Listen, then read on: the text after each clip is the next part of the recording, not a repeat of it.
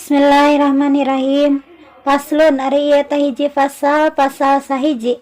Furudul wudu'i ari pirang-pirang farduna wudu sitatun eta aya genep.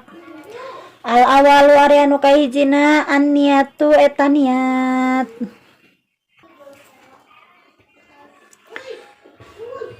Asani ari anu kaduana ghuslul wajhi eta ngumbah wajah.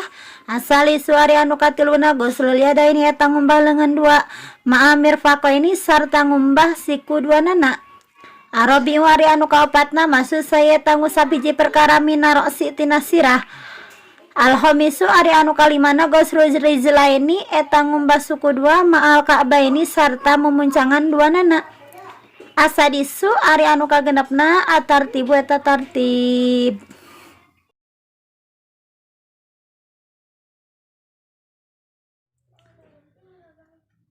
Bismillahirrahmanirrahim. Faslun fil wudu'i anu tetep dina rangkeun wudu. Wahwa jeung ari itu wudu al musamma eta anu dingaranan bil mutahhiri kalawan anu nyucikeun. Ar-rafi'i tegasna anu ngilangkeun. Ngaran wudu teh al musamma bil mutahhiri ar-rafi'i. Wal mu'tamadu jeung ari kaul mu'tamad annahu nyaeta sanyana wudu makulul makna eta perkara anu kaharti ku akal. Jadi cenah ari ngaran wudu teh nyaeta perkara anu kaharti ku akal. Li anna salata karna sanyana salat munajatun eta munajah ar-rabbi ta'ala ka pangeran anu maha luhur. Patuli batah diparentah nan atan dipu bebersih li ajliha karna arah-arah salat. Wudu teh nyata perkara anu kaharti ku akal nan sababna sabab salat teh munajat ka pangeran maka diparentah bebersih karna arah-arah rek salat. Terus wa inna mahtuso jeung pastina ditangtukeun naon ar-ra'su sirah bil mashi kalawan diusap lisutrihi karna katutupanana sirah goliban dina golibna. Paktupia tah dialap cukup pihi dina sirah biadana toharati kalawan panghandap-handapna susuci. Nah jeung ditangtukeun atau diususkeun sirah mah nyata ku diusap lantaran cenah galibna sirah masuk katutupan. Terus ya wa hussatul a'da'u jeung ditangtukeun pirang-pirang anggahota arba'atu anu opat bidalika kalawan itu wudu. Li annaha karna sanyana anu opat maha luktisa bil khotoyai eta tempat migawena kasalahan. Awali anna adama atawa karna sanyanya Nabi Adam masya eta lempang Nabi Adam illa syajarati kana tangkal di surga. Birizlaihi kalawan dua sampeana Nabi Adam. Watanawala sareng nyendak Nabi Adam min hatina itu kayu. Biadaihi kalawan dua pananganna Nabi Adam. Wa akala sareng ngadahar Nabi Adam min hatina eta kayu bipamihi kalawan bahamna. Wa masa sareng kena nan ra'suhu masakana Nabi Adam wa raqaha kana daun ieu kayu. Jadi wa hussatil a'da'i arba'atu ditangtukeun anggahota anu opat nyaeta kahiji lempang sampean, kadua panangan, katilu baham, kaopat mastaka. Sabab cenah Nabi Adam mapah kana eta tangkal kayu di surga kedua sampean nyandak kana eta buah nu aya dina tangkal kayu di surga kedua panangan sareng nuang ku bahamna sareng kena mastakana kana daun eta buah. Furudul wudu'i ari pirang-pirang farduna wudu. Walau kana jeung kabuktian naon al wudu manduban eta anu disunatkeun. Ay arkanuhu tegasna ari pirang-pirang rukun wudu sitatun eta aya genep. Rukun wudu teh rek wudu anu sunat, rek wudu anu wajib aya genep. Fardu wudu teh. anu sunat nu kumaha gambaran jalma anu sok nganyar-nganyar wudu anu fardu kumaha gambaran jalma anu rek salat geus batal wuduna maka wajib wudu. Farduna wudu teh aya genep. Furudul wudu'i sitatun. Kahiji naon cenah fardu wudu anu genep teh al awalu ari anu kahijina an niyatu eta niat. Farduna wudu anu kahiji teh al awalu ari anu kahijina an niyatu eta niat. Naon sabab nih niat? Sabab aya dawuhan Kanjeng Rasul innamal a'malu binniyat. Watakunu jeung kabuktian. Naon an niyatu niat tah? Watakunu jeung kabuktian naon an niyatu niat indal gusli awali juz'in dina nalika ngawitan ngumbah hiji juz. Minal wajhi tina wajah sawaun eta sarua bae kana kabuktian dalikal awalu itu anu mimiti minal a'la wajhi eta tina luhurna pamenteuk aw wastihi atawa tengah-tengahna pamenteuk aw aspalihi atawa ti belah handapna pamenteuk.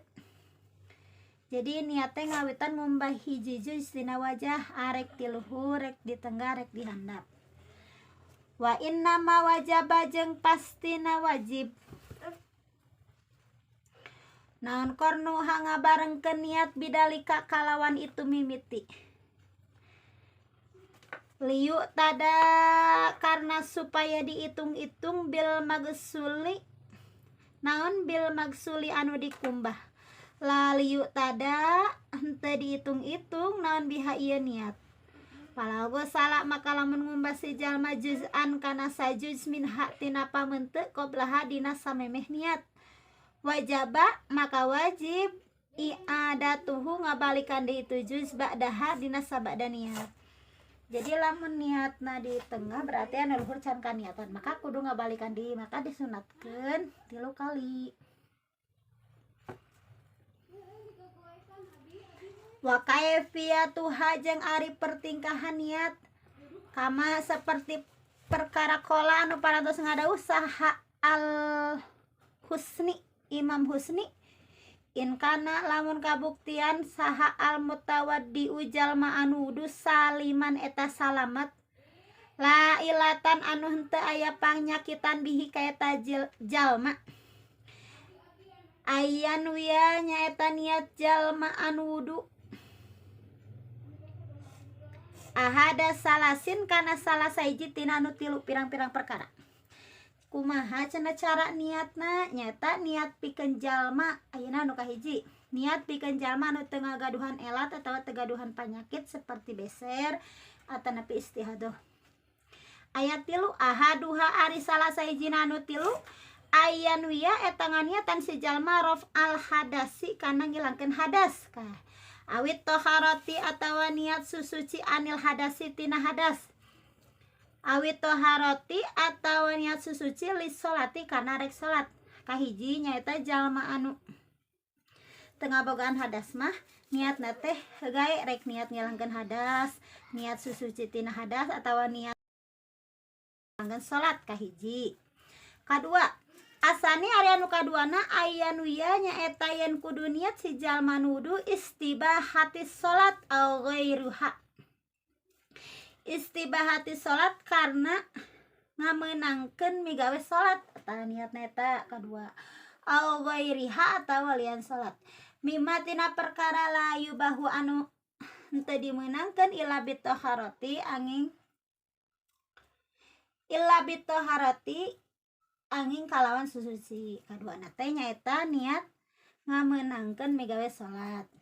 Anu katilu asal isu ari anu katiluna ayan wiya nyaeta nganiatan si jalma faradul wudu'i kana faradu wudu au adal wudu'i atawa ngalakonan wudu awil wudu'a atawa niat wudu. Wa in kana jeung lamun kabuktian annawi jalma anu niat sobian eta budak leutik au mujaddidan atawa anu nganyar-nganyar kana wudu. Jadi cenah jalma anu teu ngabogaan elat mah aya 3. Nu kahiji nek niat ngilangkeun hadas, rek niat susuci tina hadas atawa niat bebersih karena rek salat. Kadua nyata niat karena ngamenangkeun supaya ngamenangkeun salat. Katilu niat fardu wudu atawa ngalakonan wudu. Ayeuna kumaha tuh pikeun jalma anu ngabogaan elat atawa anu darurah taya. Wa amma sahibu darurati anapun ari jalma anu ngabogaan darurah kasal silbauli seperti jalma anu beser wa nahwihi jeung bangsana jeung saumpamaning beser.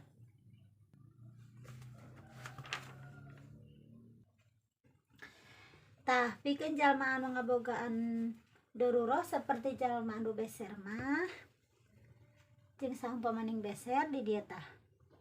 Pala takfihi maka henteu nyukupan ka eta jalma naon niyatu raf'il hadasi, naon niyatu raf'il hadasi, niat ngilangkeun hadas awit taharati atawa niat susuci anhu tina hadas li anna wudu'ahu cenah saur di dieu tah saur di dieu li anna wudu'ahu nah ya seterang siriannya li anna wudu'ahu karena sanyana wuduna jalma anu beser mubihun eta ngamenangkeun la rafiun lain ngaleungitkeun. Naon sababna teu meunang niat ngilangkeun hadas atau bebersih tina hadas sabab li anna wudu'ahu mubihun la rafiun. Karena sanyana wudu jalma anu beser eta ngamenangkeun lain ngaleungitkeun. Jadi niat wudu pikeun jalma anu istihadah mah cukup kulapat nawaitul wudu'a fardhu lillahi ta'ala. Asani ari anu kaduana ghuslul wajhi eta ngombah wajah. Wa huwa jeung ari itu wajah mah nyaeta perkara baina mana biti sya'ri ra'sihi anu aya antara pirang-pirang tempat jadina rambut sirahna jalma. Watah tamun tahalihiyatihi jeung handapeun tungtung janggotna jalma wa ma baina udunaihi jeung perkara anu aya antara dua ceulina jalma. Jadi ari ngaran sirah ceuk kitab sapinah mah nyaeta ieu tah wa huwa ma baina manabiti sya'ri ra'sihi wa tahta muntaha lihiyatihi wa ma baina udunaihi nyaeta rambut anu aya dina sirah di luhur rambut amis cau sareng tungtung handapna nyaeta tungtung janggot gigirna nyaeta papentil ceuli. Asalisu ari anu katiluna ghuslul yadaini eta ngumbah leungeun dua ma'a mirfaqaini sarta dua sikuna. Ngumbah leungeun nepikakeun siku duanana. Au qadarihima atawa kira-kira na dua siku indapak dihima nalika henteu ayana siku atawa cenah ngumbah kira-kirana lamun eta jalma sikuan jeung syarat dina ngumbah leungeun teh lamun jalma eta aya daging jadi misalnya ramuna genep eta oge sarua kudu kakumbah. Ayeuna nu kaopat Arabiu ari anu kaopatna masyu syai'in eta ngusapiji perkara minar ro'si tina sirah walau ba'da sya'ratin jeung sanajan sawareh rambut au qadroha atawa kira-kira sawareh sirah minal basyarati tegesna tina kulit wasartu sya'rin tah kaopate ngusap rambut nu aya dina sirah. Nah gambaran kumaha nih wasa'ru syartin jeung ari syarat rambutnya syarat rambut nu kudu diusap teh nyaeta wasya'ru sa'rin al mamsuhi an la yahruja an haddir ra'si min jihati nuzulihi min ayjanibin.